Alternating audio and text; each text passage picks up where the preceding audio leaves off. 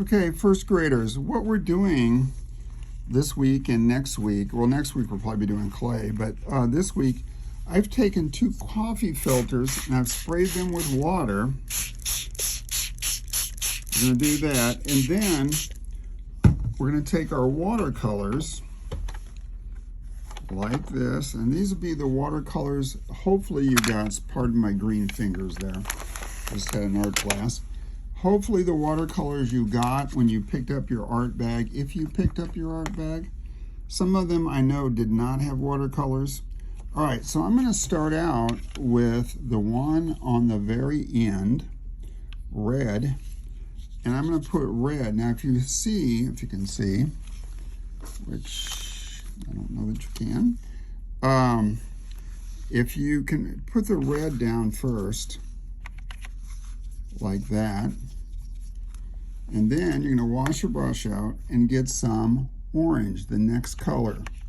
And what we're doing is we're doing things around the color wheel. We did color wheels earlier in the year, and these are colors that are next to each other on the color wheel, so they don't get muddy or look bad. They still look good because you can mix these and not be a problem. Red and orange you can mix. So I'm going to do that. I'm going to do that on both of these. I'm not going to try and get the other one because I can't get it in the picture, I realized. And then I'm going to go to yellow. Like that. So I'm going to go to yellow all the way around. Now what I'm going to let that coffee filter dry. I'm not going to finish it because it'd take too long. I'm going to let that coffee filter dry. I'm going to do 2 of them. And so after they're done, then we're going to cut them up and make them into flowers. And I'll explain that in another video.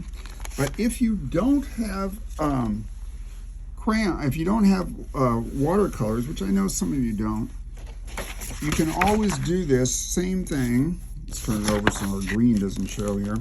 You can do the same thing with crayons. Now I'm going to do them with oil pastels just so you can see them easier, but you can do the same thing with crayons. So I just start out with a red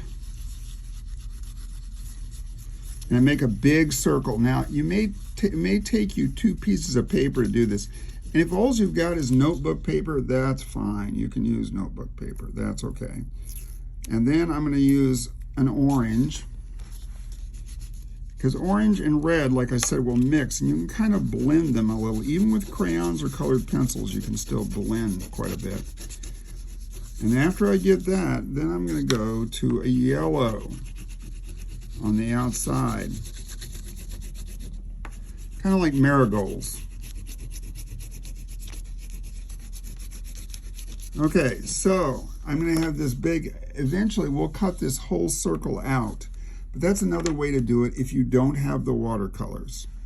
Hope that helps.